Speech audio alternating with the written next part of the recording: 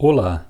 Dentre as diversas perspectivas para tentar explicar a origem de todas as coisas, temos aquelas de cunho puramente materialista, que consegue explicar até certo ponto os fenômenos físicos da matéria, mas que a partir de um determinado ponto não compreendem ou se recusam a compreender a causa primeira do aspecto material e de tudo mais no universo. Também temos a perspectiva holística, que aceita não só o aspecto material da realidade, mas também a realidade única e última, denominada por alguns de consciência una.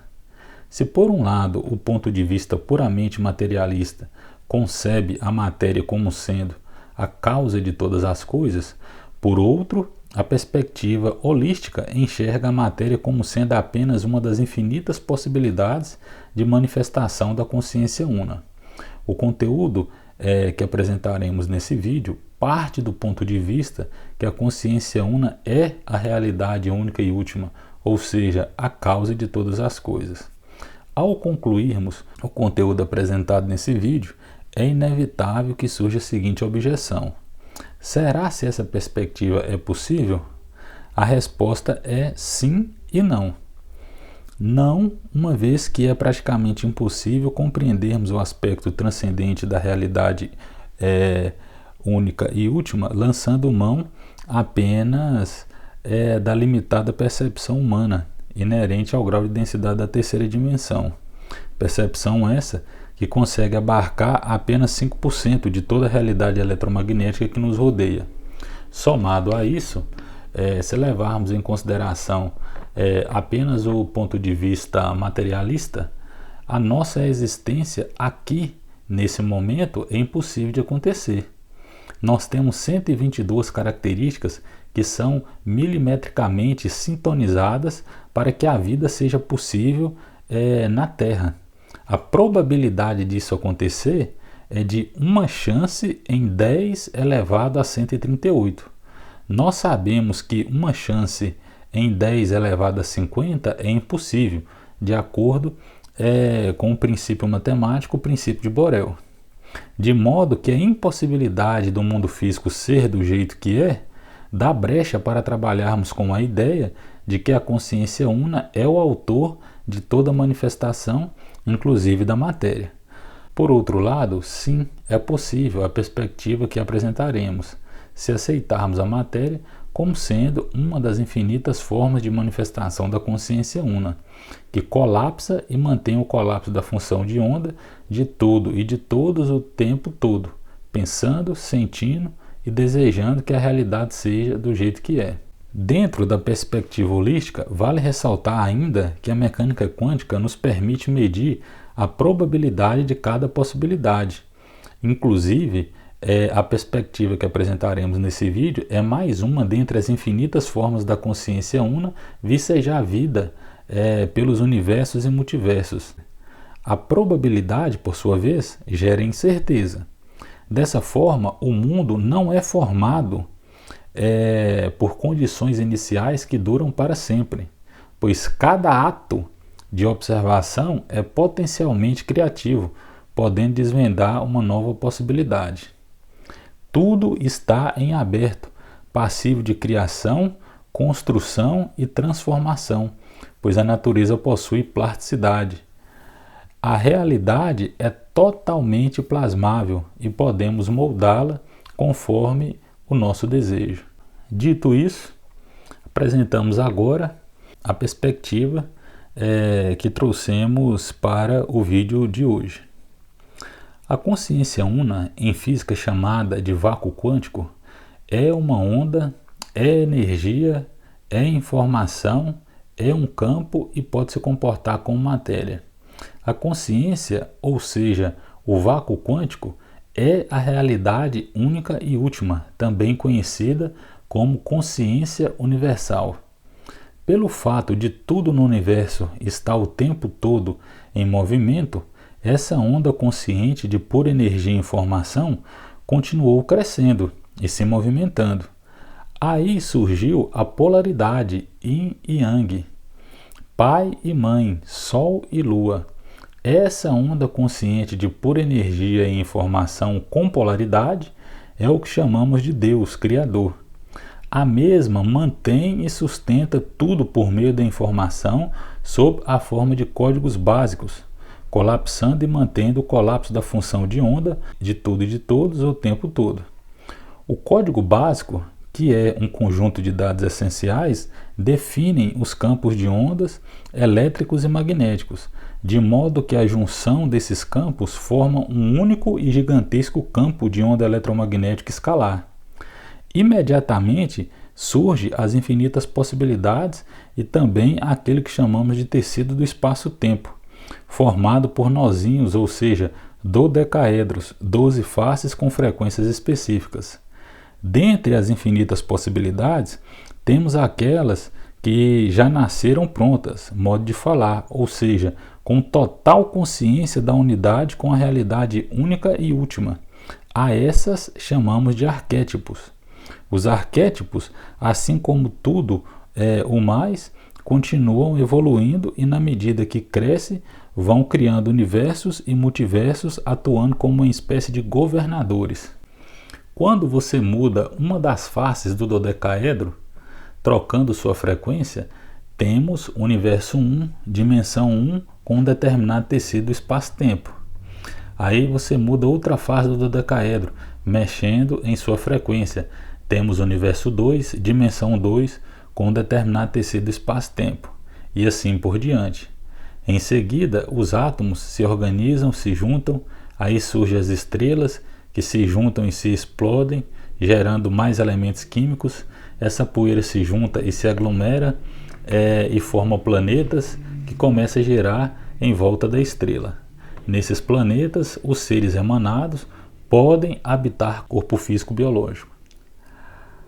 O campo eletromagnético escalar, que surgiu quando a onda consciente de pura energia e informação passou a ter polaridade, passa a permear e a atuar sobre a substância que chamamos matéria, conferindo e mantendo sua forma, estrutura, funções, organização e também permite interação e comunicação entre campos.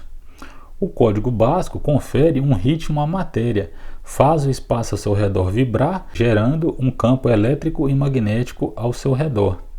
Esse campo é informado, contém informação sobre o peso, dimensões, cor e forma da substância física.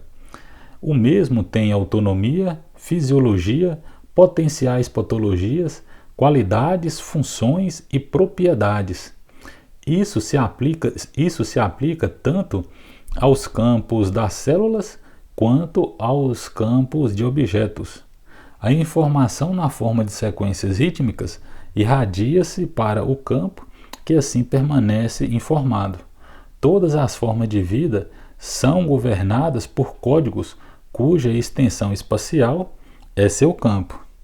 Somado a isso, o campo eletromagnético escalar, por meio do potencial escalar, codifica dentro de si mesmo os padrões e a informação dos hipercampos de dimensões ainda mais elevadas.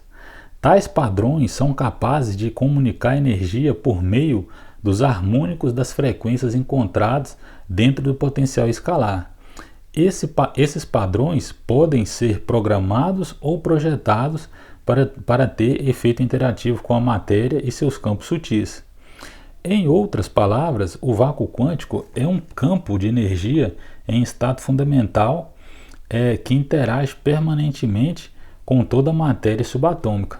Se toda a matéria subatômica do mundo estar constantemente interagindo com esse campo de energia do estado fundamental ambiente, logo as ondas subatômicas do campo estão a todo momento gravando um registro da forma de tudo. Por preceder e registrar todos os comprimentos de onda e todas as frequências, o vácuo quântico é uma espécie de sombra do universo para todos os tempos, uma imagem espetacular, um registro de tudo que já existiu. A ideia atual do universo pode representar algum estágio de um universo maior, um universo de luz. Até onde podemos perceber, esse universo de luz é eterno. Entretanto, a certa altura, alguns desses raios luminosos se juntaram e produziram a grande expansão, o Big Bang. Esse universo de luz, constituído de raios luminosos, é a onda consciente de pura energia e informação com polaridade, vácuo quântico. Os raios luminosos que em um dado momento se juntaram representa a polaridade Yin Yang, que quando se une, cria padrões de interferência, ou seja, gera um campo eletromagnético, que manifestará um orgasmo cósmico, ou seja, energia à distância. Ondas escalares podem ser combinadas para criar padrões de interferência. E quando tais padrões são apropriadamente focalizados, gerará um campo eletromagnético, ou seja, manifestará energia à distância, né? Podemos também chamar aí de orgasmo cósmico ou Big Bang. Essa energia, ou seja, esse estado de energia, densidade e compreensão enormes, expandiu, surgindo assim os universos, multiversos, tecido do espaço-tempo, as infinitas possibilidades e, dentre elas, os arquétipos, cada uma das infinitas possibilidades com consciência e com ego, regida pelos arquétipos. O universo, nos primeiros instantes, não era constituído por matéria, mas sim por energia sob a forma de radiação escalar. O universo passou a expandir-se e, consequentemente, a esfriar. Com a queda da temperatura, matéria e antimatéria foram geradas sob a forma de partículas virtuais e, na medida que iam sendo criadas, se aniquilavam, pois quando a matéria e a antimatéria se encontram, elas se anulam, gerando energia. Parte da matéria criada sob a forma de partículas virtuais foi mantida. Nossa existência é prova disso.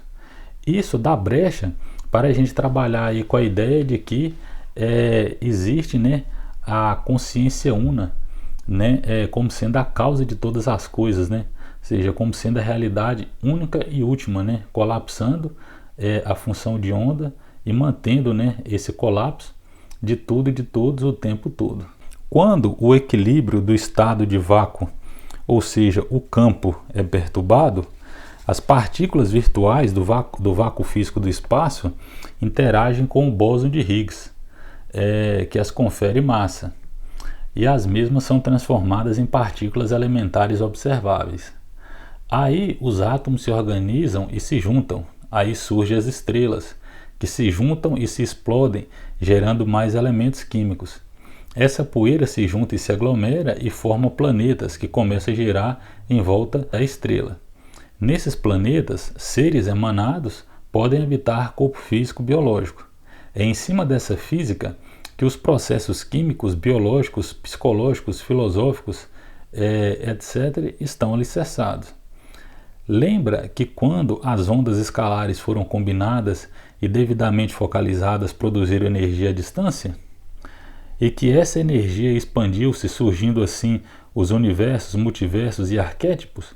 Nesse momento, também surgiu as infinitas possibilidades, porções conscientes individualizadas da onda primordial com um ego e que escolhe qual polo da constituição atômica assumir. A partir daí, inicia-se a jornada evolutiva de cada ser, levando em consideração que o ser acabou de ser emanado, logo o grau de consciência é ínfimo, uma vez que para haver informação tem que experienciar. Como acabou de ser emanado, tem praticamente zero de informação. E o grau de consciência é quase que nenhum, de modo que o início da jornada evolutiva desse ser inicia-se num reino compatível com o seu grau de consciência. Vou ficando por aqui. Vejo vocês no próximo episódio. Até sempre.